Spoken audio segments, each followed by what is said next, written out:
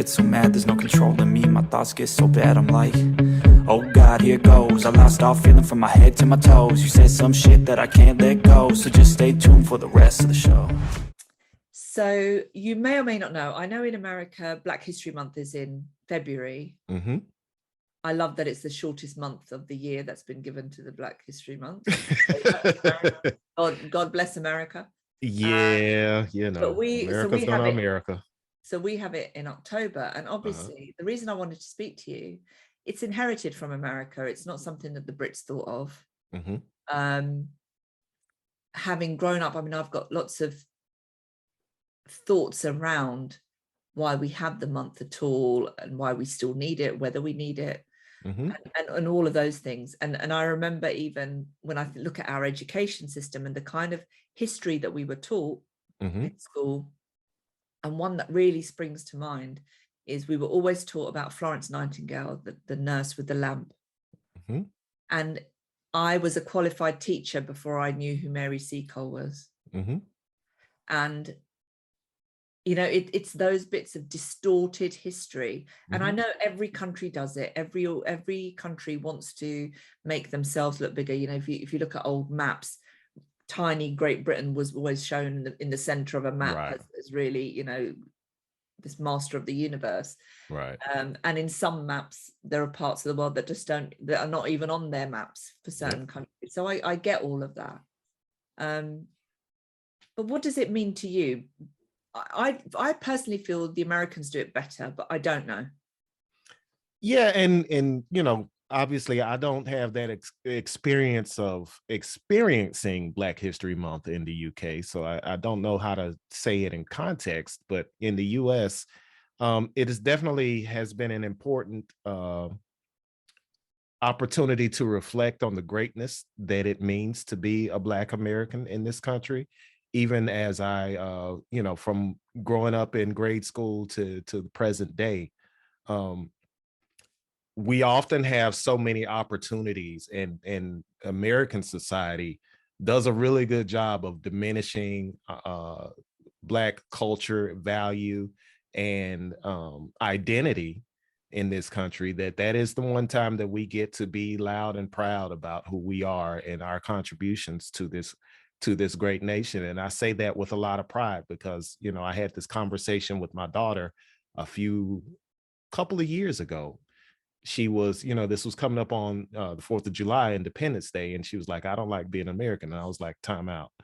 You are every bit of an American as anybody else, because your ancestors built this country and had just as many contributions to making this land as great as it is. Flawed as it may be, it is still your country, and it's every bit of your country as it belongs to anybody else. And don't ever let anybody take that away from you.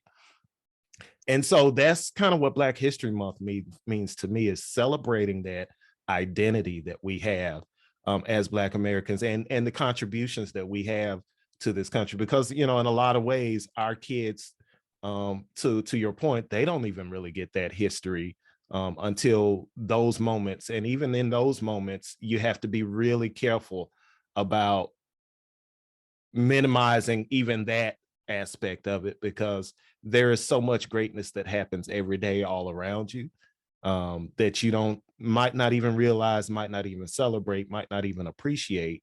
But you have to go out and seek that and take that as an opportunity to really show the world, you know, who you are, what you stand for, and why you're here, and why what you do is important, no matter how big or small it is. I remember, you know, having a conversation with my son when he was in first grade, I think it was. And he came home, and, you know, he was talking, this is Black History Month, and he was talking about, you know, slavery and all of those things. And, you know, my wife was called him an African American. He's like, I'm not an African American. I'm not famous. And we're like, hold on a second. That's not what this is about, dude. This is really, you know, this is who you are. This is, you know, people that look like you and have similar ancestry as you have done these things. But you are part of that identity group. And you know, from that point forward, he understood it. Again, he was first grade. It's kind of what you would expect from someone in that age group. But I've been fortunate enough to have parents. My dad's a political scientist, and he's always been very conscious and active in his communities. He was a community organizer for most of his career. He was a professor and a community organizer for most of his career. And similarly, my mom, a very avid reader and very conscious person as well. So we had tons of books in the house by all of the great, Black writers of the world. And so having that as my background has allowed me to really have a deeper understanding and appreciation for what it means to be a Black American. It's something that I lament that isn't, a prevalent piece of everyone's house. But I think, we've got to keep that conversation going. That's why these things are continue to be necessary. And at the end of the day, it's about celebrating who you are, your identity, and your contribution to the world. Everybody can invent, thousands of ways to utilize a peanut, but you can always do something, whether it's, whatever your technical discipline is, that contribution matters. And the fact that it's coming from a person of color, matters even more, I think. And I think it's you made so many good points there. Identity is at the heart of this. And there's a part of me that thinks, and I've listened to people say, why do we need a Black History Month? And I've heard Black people say, why do we need Black History Month? It's everyone's history. Yes. That this is the bit that gets to me. And this is where I feel a little bit conflicted, and why I think, yes, we still need it because we haven't reached that point yet. Yep. People need to understand this is all of our history. Mm-hmm. This is not, you can't select the bits of history that suit you. It actually happened it didn't run at a different time. It was at the same time. It's the same time, absolutely. Same history, and it belongs to all of us. I think the bit I struggle with a little bit, and I struggle with this about every time there's a Women's Month, there's an LGBTQ or a Pride Month or whatever, is that is a pocket of time where you'll see organizations changing their logos, or they wheel out the Black person, or that person will be person of the month in their newsletter, or whatever it is. Sure. What's happening the rest of the year? And that's the bit that I think, don't suddenly the reminder comes in January or September for us, this month is coming up, so we need to do something, and we need to, maybe we need to change our strapline or something. Sure. Because it clearly isn't working. When I look at the AV industry in the UK, I think, and you can't compare. It's not apples with apples, because the USA is so vast. We're basically the size of one state. But I do think when I've spoken to my American friends, that you have slightly better representation across the board than we do in the UK. And if I was a young Black person entering the industry, do I see role models? Do I see people? We can only learn from our history, and our organizations actually, are those people appearing in your literature all year round?